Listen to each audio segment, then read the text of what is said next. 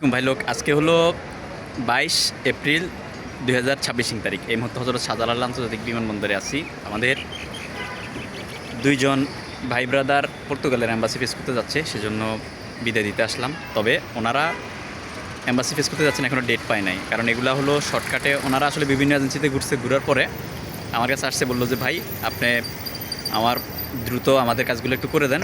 তখন আমি দায়িত্ব নিয়েছি।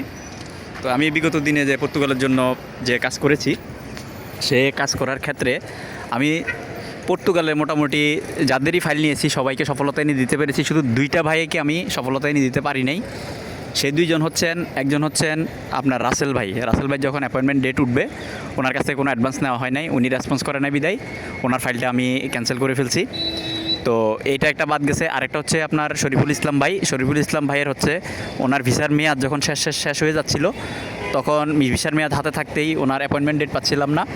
ওনার সাথে একটু কথা বাড়াবাড়ি হয়েছিল যে উনি মানে ওখানে যাওয়ার পরে ওনার 100% সব কিছু লাগবে। তখন আমি চিন্তা ভাবনা করে দেখছি এমনিতেই ইউরোপের ভিসা পয়দা করাই টাফ ব্যাপার, আর তার মধ্যে আবার ওখানে যাওয়ার পরে ওনার সব কিছু 100% লাগবে। তো চিন্তা ভাবনা করে ওনার কাছ থেকে 1 লাখ টাকা নেওয়া হয়েছিল। ওনার 1 লাখ টাকাটা ওনাকে সসম্মানে রিটার্ন দিয়ে দিয়েছি এবং ওনাকে আপনার ফাইল ফেরত দিয়ে ওনাকে বলছি যে ভাই আপনার ভিসার মেয়াদ এখন, ইন্ডিয়ান ভিসার মেয়াদ এখনও আছে, আপনি চাইলে আমি আপনাকে ফাইল ফেরত দিচ্ছি, ঠিক আছে, কিন্তু আপনি অমুক এজেন্সিতে যান, অমুক এজেন্সিতে গিয়ে আপনি ওখানে জমা দেন, আর ওখানে ছাড়া অন্য কোথাও জমা দিয়ে না, কারণ বাংলাদেশে আসলে বেশিরভাগ হলো চিটার বাটপার, কাজ করতে পারবে না, শুধু ফাইল নিবে, ফাইল নিয়ে আটকে রাখবে। তো আমি অল্প কয়টা ফাইল নিয়ে 10টা ফাইল নিয়ে আমি কাজ শুরু করছিলাম, তার মধ্যে 2টা ফাইল আমি রিটার্ন দিয়েছি। তো শরীফুল ইসলাম ভাইকে আমি যেভাবে কথা বলছি, উনি আসলে ওই এজেন্সিতে গিয়ে ফাইল জমা দিয়েছে, কিন্তু আমার রেফারেন্স আমার কথা বলে নাই। দেখেন আমরা বাঙালি এরকমই মনে করছে যে হয়তো আমার কথা বলে, আমার নাম বললে হয়তো বা মানে আমি কমিশন পাবো, বিষয়টা তো এমন না। তো যাই হোক, উনি কিন্তু ভিসা অ্যাপ্রুভাল পাইছে, ওনার স্টিকার লাগবে, উনি চলে যাবে। তো আমিও কিন্তু আমি অন্য মাধ্যমে কাজ করতেছিলাম, অন্য মাধ্যমে আমি 3টা অ্যাপ্রুভাল পাইছি গত সপ্তাহে। এর আগে কিন্তু আমার ফ্লাইট গিয়েছে। আমি একবারে ব্যর্থ ইয়ার জন্য, পর্তুগালের জন্য বিষয়টা জানা, হয়তো মাঝখানে অ্যাপয়েন্টমেন্ট জটিলতা ছিল বিদায় আমি ফাইল টেল দিই না। অথচ আমাদের এই লাইনে অনেক ভাই ব্রাদার আছে, দেখা গেছে যে 50টা 60টা 70টা 100টা অ্যাপয়েন্টমেন্ট পায় না এখনও, তারপরেও কিন্তু ফাইলের পরে ফাইল নিয়ে রাখছে। আর আমি নীতিনৈতিকতার জায়গা থেকে আমি 1 ডজনেরও কম সংখ্যক ফাইল নিয়ে কাজ করছি। অ্যাপয়েন্টমেন্ট জটিলতা থাকার কারণে কিন্তু আমি নতুন করে ফাইল নিই নাই। এই মার্কেটে পর্তুগাল নিয়ে যত বেটা কাজ করে, আমি মনে হয় বুকে হাত দিয়ে বলতে পারবো যে নীতিনৈতিকতা নিয়ে আমি কাজ করছি, যে অ্যাপয়েন্টমেন্টে জটলা রেখেও কিন্তু আমি জটলা সৃষ্টি করি নাই। অথচ দেখবেন যারা এই পর্তুগালে কাজ করে বিভিন্ন এজেন্সিতে খোঁজখবর নিয়ে দেখবেন, কারো 50টা, কারো 100টা, কারো আপনার 40টা, কারো 150টা, এভাবেই কিন্তু অ্যাপয়েন্টমেন্ট জটিলতা রেখেও তারা আবার নতুন করে ফাইল নিছে। এখন এরপরও দেখবেন যে আমাদের লোকের কাছে আমাদের বদনামি হয়। ওই যারা এই বদমাশিটা করতেছে, অ্যাপয়েন্টমেন্ট জটিলতা রেখেও আবার জটলা রেখে ফাইল নিয়েছে, তাদের কোনো আপনার বদনামি না, বা বদনামি থাকলেও হালকা পাতলা বদনামি। তো যাই হোক, আমি গত সপ্তাহে আমি পাইছি, অ্যাপয়েন্টমেন্ট পাইছি, তিনটা আপনার অ্যাপ্রুভাল পাইছি। 3টা অ্যাপ্রুভাল পাওয়ার পরে এখন আমার কিন্তু আবার নতুন করে মোটামুটি 3টা লিঙ্কে আমি কাজ করতেছি, যেগুলা অলরেডি সলিড এবং সঠিক মাধ্যমে এবং উইথিন শর্ট টাইম কিন্তু অ্যাম্বাসি ফেস করানো যাবে। তো আজকে যে 2টা ভাইকে আমি এয়ারপোর্টে বিদায় জানানোর জন্য আসলাম, ওনারাও আসলে বিভিন্ন দিকে দিয়ে ওনারা ডেট পাচ্ছিল না, এবং এই যে আমি যে গল্পগুলো বলছি, এই গল্পগুলোই কিন্তু আমাকে বলতে যাবে অমুক এজেন্সির কাছে জমা দিয়েছিলাম, উনি তো অনেক বড় এজেন্সি, অনেক পীর সাহেব, অনেক ভালো ইমানদার, ফাইল জমা দিয়েছে, কিন্তু দেখা গেছে দীর্ঘদিন ধরে অ্যাপয়েন্টমেন্ট জটিলতা ভুগতেছে। আরও অনেক লোক যে পরিমাণ ফাইল টেনে রাখছে, আমার মনে হয় ঠিকমতো কাজ করলেও 2026 সালেও আমার অ্যাপয়েন্টমেন্ট পাবো না। তো আপনার কাছে আসছি, আপনি একটু কাজ করে দেন তাড়াতাড়ি। তো আমি যেহেতু দীর্ঘদিন ধরে আমাকে অনেকে ফোন দিচ্ছিল, বিগত 6 মাস ধরে আমি কিন্তু কারো ফাইল টেল নিচ্ছিলাম না, অ্যাপয়েন্টমেন্ট নিজের হাতে অল্প কয়টা ফাইল, এগুলো অ্যাপয়েন্টমেন্ট পাচ্ছিলাম না বিদায় আমি নিচ্ছিলাম না। তো এখন যেহেতু সুযোগ পাইছি, এখন ওনাদেরকে আগামী মাসের 10 তারিখের মধ্যেই আমি অ্যাম্বাসি ফেস করে দিতে পারবো। এই ধরনের একটা সুযোগ আছে বিধায় ওনাদেরকে বললাম যে ভাই আপনাদের ইন্ডিয়ান ভিসার মেয়াদ যেহেতু আছে, আপনারা ফাইল জমা দিয়েই পুলিশ ক্লিয়ারেন্স নিয়ে আপনারা ঢুকে যাবেন, ইন্ডিয়াতে ঢুকে যাবেন।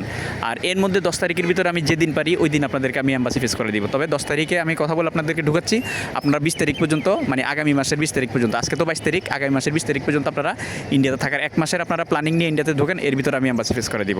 তো এই কন্ডিশনে আমি মোটামুটি আমি মাত্র 3টা ফাইল নিয়ে কাজ করতেছি, তার মধ্যে যে 2জনকে আজকে ইন্ডিয়া ঢুকে দিলাম, আর আরেকজনকে আমি ঢুকাবো হচ্ছে ওনার অ্যাপয়েন্টমেন্ট ডেটটা আসলে, তখন আমি ওনাকে আমি ইন্ডিয়াতে ঢুকবো, সেটা আমি ভিন্ন একটা মাধ্যমে কাজ করতেছি। আর এই 2জনকে আমি আরেকটা মাধ্যমে কাজ করতেছি। এর মধ্যে আবার আমি আপনার ফেব্রুয়ারির 2 তারিখে আমি আরেকটা মাধ্যমে মাত্র 10 দিনে অ্যাপয়েন্টমেন্ট ডেট নিয়ে আমি কিন্তু 2টা ফাইল সাবমিট করিয়েছি।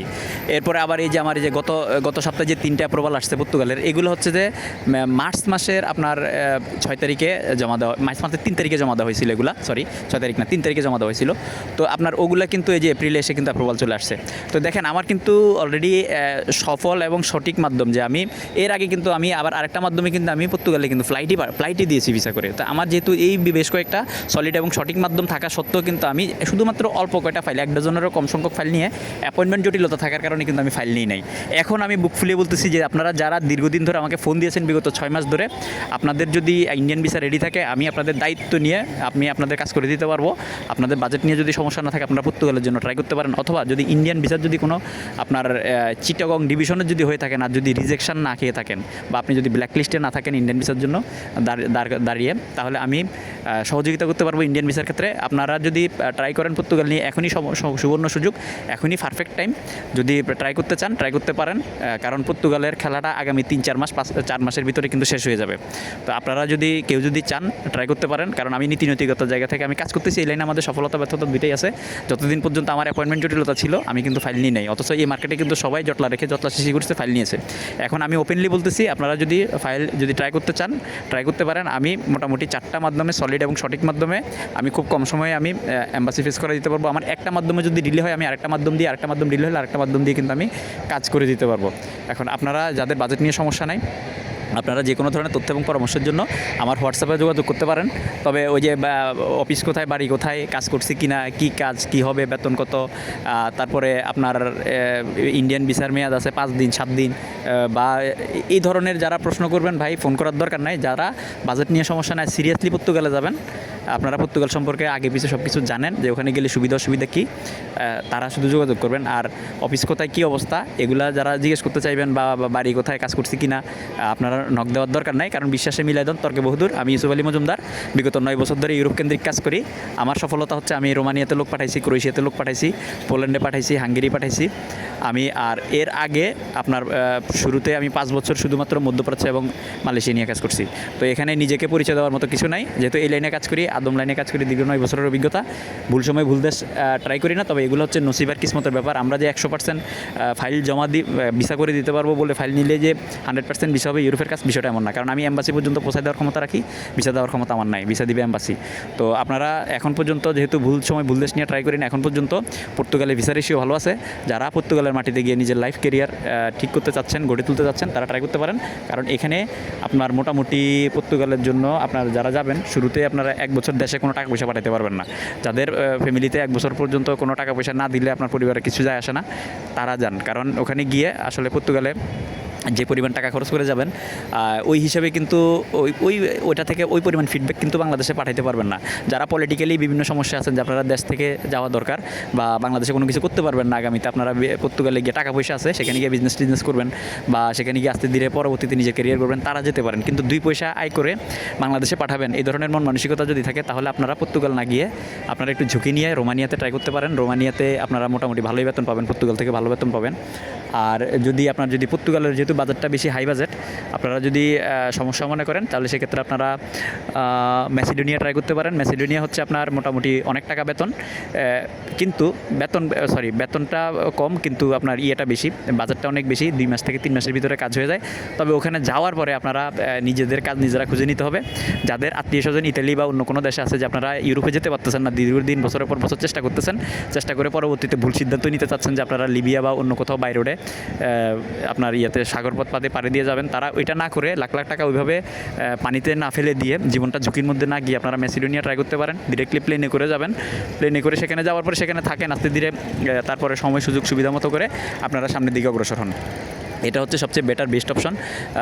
এটা ম্যাসিডোনিয়াটা কাজে লাগাইতে পারেন যাদের বাজেট নিয়ে সমস্যা নেই তারা। আর না হয় পর্তুগাল এখন কাজ হচ্ছে, আপনারা পর্তুগাল দীর্ঘদিন অ্যাপয়েন্টমেন্ট জটিলতা ছিল, এখন যে প্রসেসে কাজ হচ্ছে এই প্রসেসে ভিসার মোটামুটি সিউরিটি আছে, আবার অ্যাপয়েন্টমেন্টটা শর্টকাটে পাওয়া যাচ্ছে। যাদের ইন্ডিয়ান ভিসা রেডি আছে আপনারা আজকে ফাইল জমা দিবেন, কালকে ইন্ডিয়া ঢুকে যাবেন। যেমন 1 মাসের টার্গেট নিয়ে ইন্ডিয়া ঢুকে যাবেন। যেমন আমি আজকে যে ভাই ব্রাদারগুলোকে আমি পাঠালাম, ওনারা কিন্তু বিভিন্ন এজেন্সিতে আপনার দীর্ঘদিন ধরে অ্যাপয়েন্টমেন্ট জটিলতা দিতে পারতেছে না, কারণ ওনারাও আসলে ওই সকল এজেন্সির ভিসা সফলতা দেখে গিয়ে কিন্তু ফাইল জমা দিয়েছেন, কিন্তু গিয়ে ফাইল জমা দেওয়ার পরে বুঝতে পারতেছেন যে আসলে 20টা ভিসা করে ওনারা 500 ফাইল নিয়ে বসে আছে। আরেকটা এজেন্সিতে জমা দিছে আপনার 50টা ভিসা করে 1500 ফাইল নিয়ে বসে আছে। তো এটা হচ্ছে অবস্থা, মানে সফলতার আড়ালে ভয়ঙ্কর প্রতারণা মানুষকে ভোগান্তিতে ফেলে দিয়েছে বড় বড় এজেন্সিগুলো, বা যারা সফলতা আছে 2-4টা তারা। তো আমরা যারা ছোটো ছোটো লটে কাজ করি, আমাদেরকে যদি ফাইল দেন আমাদের মোটামুটি আমরা চেষ্টা করব আপনাদেরকে ভোগান্তিতে না রেখে। যেমন আমি আমার জায়গা থেকে নীতিনৈতিকতার জায়গাতে আমার নিজের গ্যারান্টি আমি দিতে পারি যে আমি 1 ডজনেরও কম সংখ্যক কাজ হাতে নিয়ে অ্যাপয়েন্টমেন্ট জটিলতার কারণে আমি ফাইল নিই নাই। বাট আমার বর্তমানে যে সুযোগ সুবিধা আছে, আমি চাইলে আমি আমার যে 4টা মাধ্যম আছে 4টা মাধ্যমে আমি 5টা করে আমি 20টা ফাইল আমি অনায়াসে অ্যাট দ্য সেম টাইম আমি আগামী 1 মাসের মধ্যে এম্বাসি ফেস করে দিতে পারবো। তো যদি কোনো ভাই ব্রাদার, যদি আপনারা আসলে বিশ্বাসে মিলে যান তর্কে বহুত, যদি কোনো ভাই ব্রাদার যদি ট্রাই করেন, বাজেট নিয়ে সমস্যা না থাকলে আপনারা ট্রাই করতে পারেন। বাকি হলো উপরওয়ালার ইচ্ছা। আমি আমার জায়গা থেকে সৎভাবে সঠিকভাবে চেষ্টা করব, নিজের সর্বোচ্চ দিয়ে মন প্রাণ উজাড় করে আমি আপনাদেরকে এম্বাসি ফেস করার জন্য চেষ্টা করে দিব। আমি 1 মাসের কথা বললে আপনারা 2 মাসের লক্ষ্যমাত্রা নিয়ে মাঠে নামবেন, দেখবেন এখানে আর কোনো ভোগান্তিতে পড়বেন না। ধন্যবাদ, ভালো থাকবেন, ভালো রাখবেন। আসসালামু আলাইকুম রহমতুল্লাহ বারাকাতুহু।